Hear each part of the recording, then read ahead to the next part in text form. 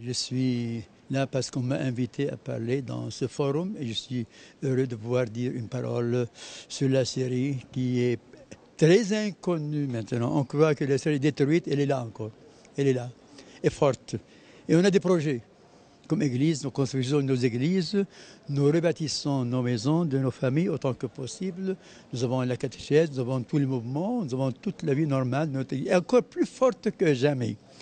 Mais le grand problème est vraiment comment éviter que ce Daesh, que ce ISIS entre dans les âmes des gens.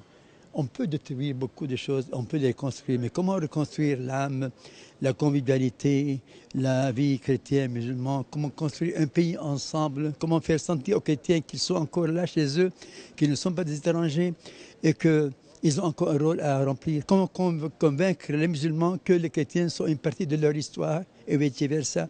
Donc ce sont autant des thèmes qui sont très importants. Dernièrement, j'ai écrit une lettre, un patriarche chrétien arabe qui envoie une lettre à ses frères musulmans à l'occasion de ce document de l'Église catholique Nostra Aetate qui parle des relations de l'Église avec les non-chrétiens et qui est une ouverture de l'Église. J'espère que cette ouverture soit encore l'avenir de la convivialité entre islam et chrétien. Si on peut être ouverts les uns pour les autres, si on peut accepter les uns les autres, voilà, on peut avoir un avenir commun. Et j'ai toujours dit un message.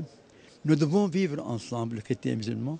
Nous voulons vivre ensemble, chrétiens et musulmans. Nous pouvons vivre, chrétiens et musulmans, ensemble. En tout cas, je suis très heureux et reconnaissant qu'on m'ait invité parce que c'est un signe que vraiment ils veulent écouter la voix de l'Église, des fidèles. Et je suis heureux de pouvoir présenter une petite parole.